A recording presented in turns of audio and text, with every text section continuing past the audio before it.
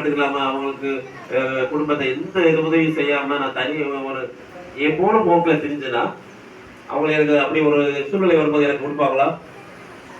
ஒண்ணுமே கண்டுக்கிற மாதிரி இத்தனையும் நம்ம இதெல்லாம் பார்க்கிறோம். சொந்தக்காரங்கள்லாம் இந்த மாதிரி ஒருத்தவங்க கெட்டு போயிட்டாங்க, அவங்கள யாரும் துச்சமா கூட நம்ம மதிக்கிறது கிடையாது. ஏன்னா அவன் அப்படிப்பட்ட இவங்க குடிகாரங்க, இவங்க அப்படி துச்சமா அவங்க வீட்டை விட்டு வெளியே ஓடி போய் உணர்த்த கூட இருக்காங்க அப்படி இப்படி சொல்லுவோம்ல.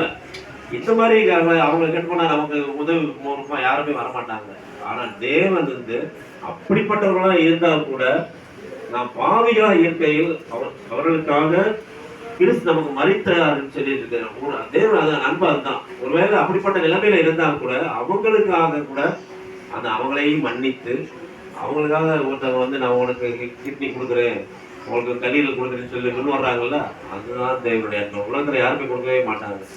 கண்டிப்பா ஒரு ஒரு 100 1000 ரூபாய் யோசிக்க ஏதாவது கொடுத்துட்டு திருப்பி யாராவது கேட்காம இருக்கலாம். சொந்தக்காரங்களே சொந்த பிள்ளைகளே கூட அப்படிப்பட்ட நிலைமைகள் இருக்குது. ஏன்னா உலகம் அப்படிப்பட்ட காலத்துல போயிடுச்சு.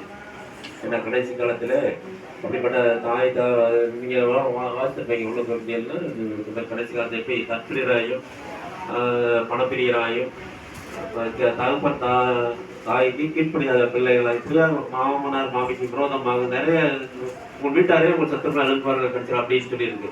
ஸோ அதுக்காக நம்ம வாழ்ந்துட்டு இருக்கோம். ஸோ அந்த அன்பை நம்ம எதிர்பார்க்க முடியாது. யார்த்தையும் தேவனுடைய அன்பு தான் மிகவும் பெரிதான அன்பு. அந்த நிலைமையில ஒருவேளை நம்ம அப்படி பாவிகளா இருக்கிறோம்ல, நம்ம இப்ப எவ்வளவோ நம்ம நினைச்சு பார்த்தா நம்முடைய வாழ்க்கையெல்லாம் ஒரு தடவை சிலுவையில் நம்ம அடையக்கூடாது. எத்தனை தடவை அடையணும்?